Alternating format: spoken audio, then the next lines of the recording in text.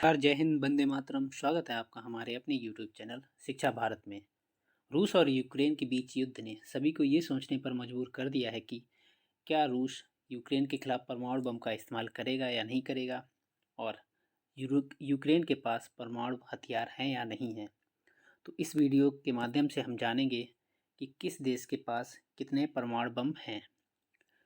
तो अगर हम परमाणु बम की बात करें तो परमाणु बम मनुष्य द्वारा बनाए गए सबसे खतरनाक हथियारों में से एक है, और द्वितीय विश्व युद्ध के दौरान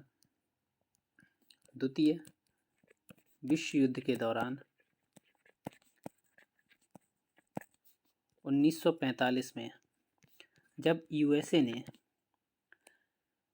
जापान के दो शहरों पर जब ये परमाणु बम गिराए थे, तो हमें इसकी ताकत का भी पता चल गया था कि ये कितने ताकतवर हैं। इस पर हम बाद में चर्चा करेंगे, लेकिन इससे पहले हम जान लेते हैं कि परमाणु बम होते क्या हैं और ये कैसे काम करते हैं। तो परमाणु बम की बात करें तो ये परमाणु बम नाभिकीय विखंडन पर कार्य करता है। और परमाणु बम में यूरेनियम या प्लूटोनियम के परमाणु विखंडन से ऊर्जा उत्पन्न होती है। क्या होता है कि परमाणु बम में यूरेनियम या प्लूटोनियम के परमाणु विखंडन से ऊर्जा उत्पन्न होती है। इसके लिए परमाणु के केंद्रक में न्यूट्रॉन से चोट किया जाता है। क्या किया जाता है? जो इसका केंद्रक होता है, जो इसका मुख्य भाग होता है, उसमें क्या किया जाता है? न्यूट्रॉन से क्या किया जाता है? चोट की जाती है, धक्का दिया जाता है एक। वो आपको अभी दिखाएंगे एनिमेशन के थ्रू। ठीक है, जिससे क्या होता है, एक बहुत बड़ी मात्रा में ऊर्जा उत्पन्न होती है, और इसी प्रक्रिया को क्या कहते हैं? इसी प्रक्रिया को हम नाभिकीय विखंडन कहते हैं। तो कैसे कार्य करता है ये? इसके केंद्र में क्या किया जाता है कि न्यूट्रॉन से चोट की जाती है, जिससे बड़ी मात्रा में क्या होती है? ऊर्जा उत्पन्न होती है, और इसी प्रक्रिया को हम क्या कहते हैं? इसी प्रक्रिया को हम नाभिकीय विखंडन कहते हैं। आइए देख लेते हैं ये कैसे काम करता है। Falling for 43 seconds, the time and barometric triggers started the firing mechanism. A uranium bullet fired down a barrel into a uranium target. Together, they started a nuclear chain reaction. Solid matter began to come apart, releasing untold quantities of energy.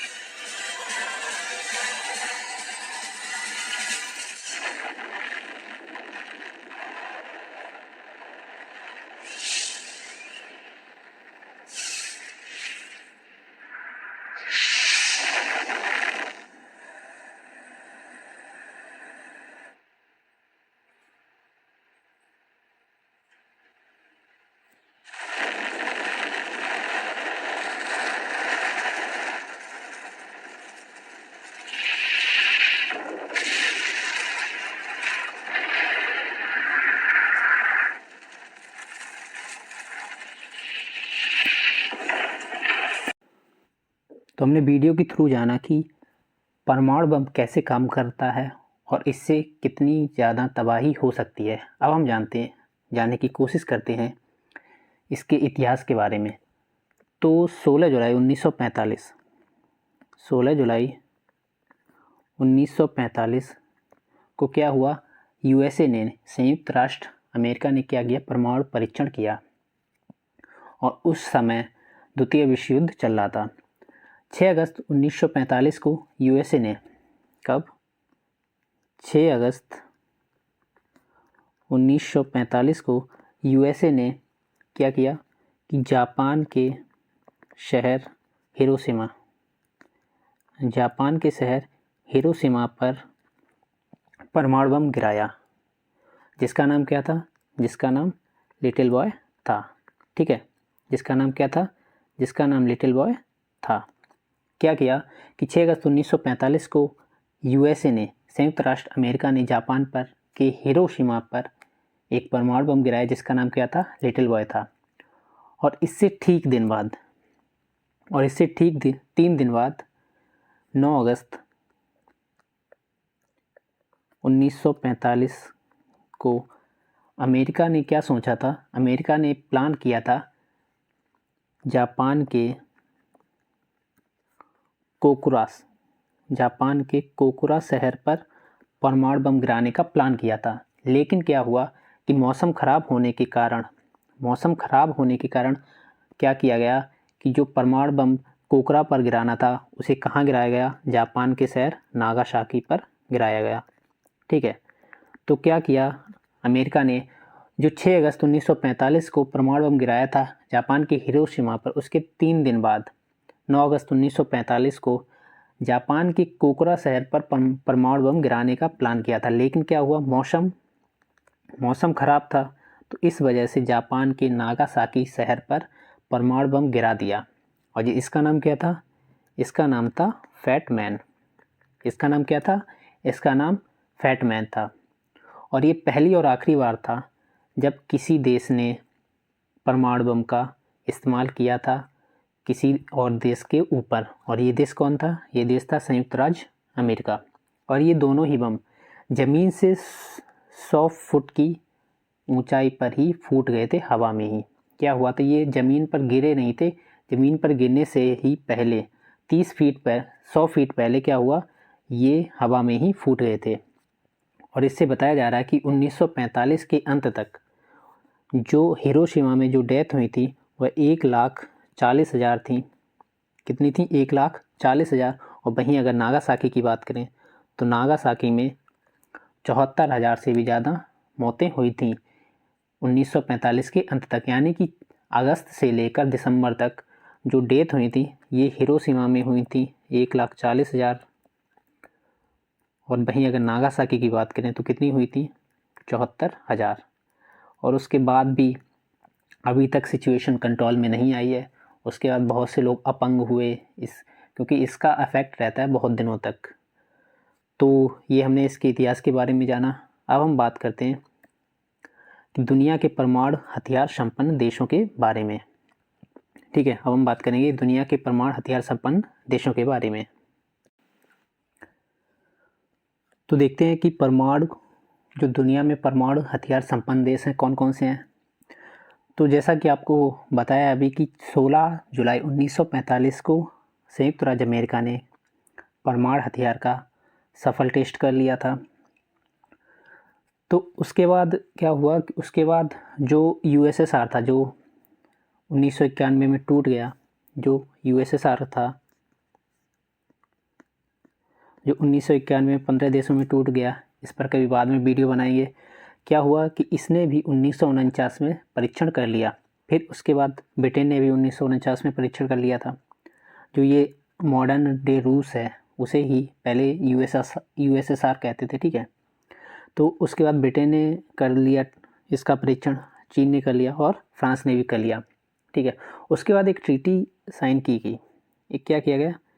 परमाणु अप्रसार संधि। ठीक है, इसे बनाया गया कि इसमें ये लिखा गया कि अब ये जो परमाणु हथियार हैं ये जितने हैं उनके पास तो हैं, लेकिन अब इसके बाद कोई भी इन देशों में से परमाणु परीक्षण नहीं करेगा। और जिनके पास जो भी हथियार हैं वो तो हैं, लेकिन इससे ज़्यादा अब और हथियार नहीं बनाएंगे ये। ठीक है, तो इस ट्रीटी को सिर्फ 5 देशों में साइन किया। दुनिया में कुल 9 देश हैं जिनके पास परमाणु हथियार है। दुनिया में कुल कितने देश हैं? दुनिया में कुल 9 देश हैं जिनके पास परमाणु हथियार हैं।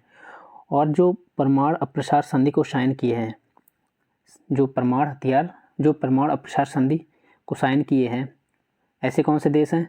ऐसे हैं संयुक्त राज्य अमेरिका, ब्रिटेन, फ्रांस, रूस और चीन। भारत ने अभी तक इस संधि पर हस्ताक्षर नहीं किए हैं। ना ही भारत ने किए, ना ही पाकिस्तान ने किए हैं और ना ही उत्तर कोरिया ने किए हैं। उत्तर कोरिया ने पहले इस पर साइन किए थे 2003 में, लेकिन उसके बाद 2003 में क्या हुआ, इसने इस संधि से अपने हाथ पीछे खींच लिए, इसने ये संधि तोड़ दी। तो ये तो हैं ऐसे 5 देश जिनके पास परमाणु हथियार है और परमाणु अप्रसार संधि पर साइन किए हैं।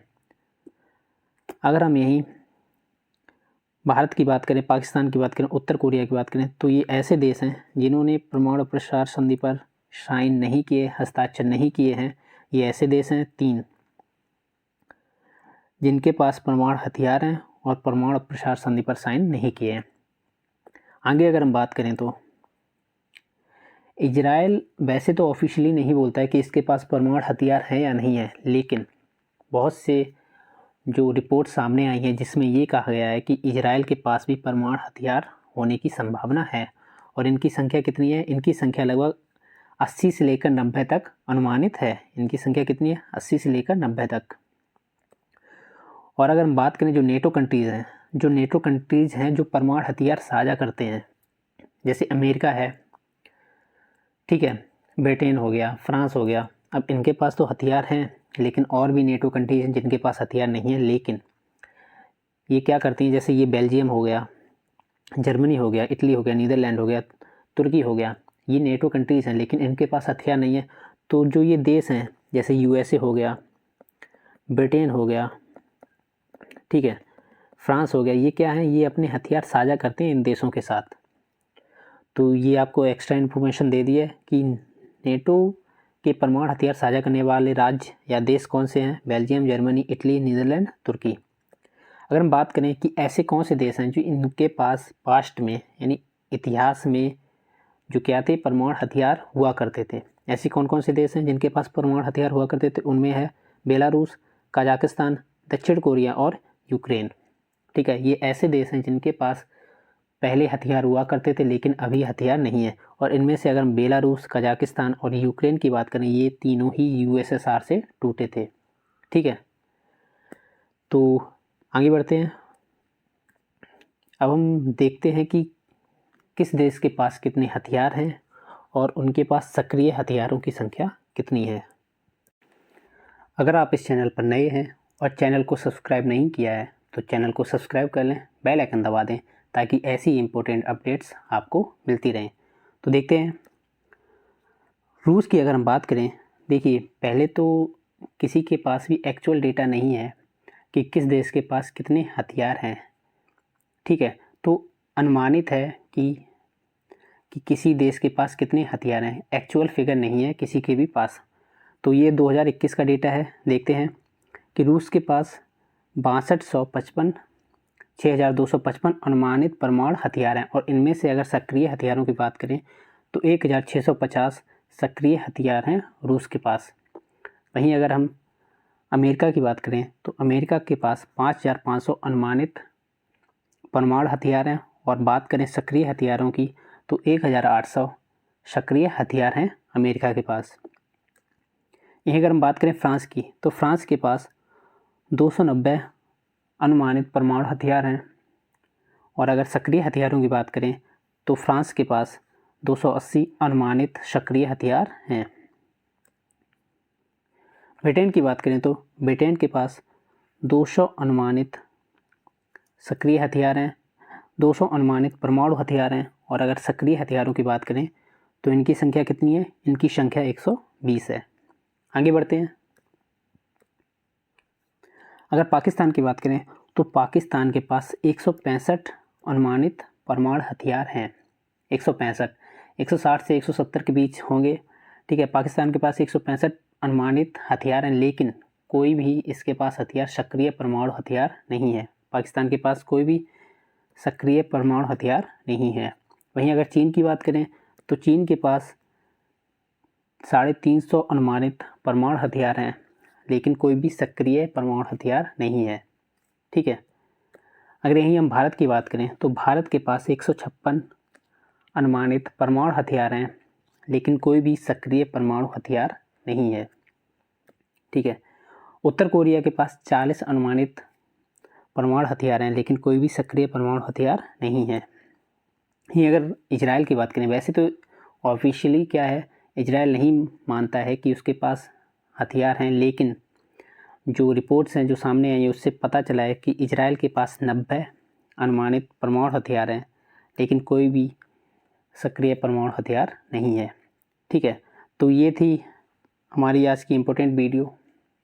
हमने इस वीडियो में जाना परमाणु बम के बारे में कि ये कैसे काम करता है, हमने जाना परमाणु बम के इतिहास के बारे में, उसके बाद हमने बात की कि किस देश के पास कितने परमाणु हथियार हैं।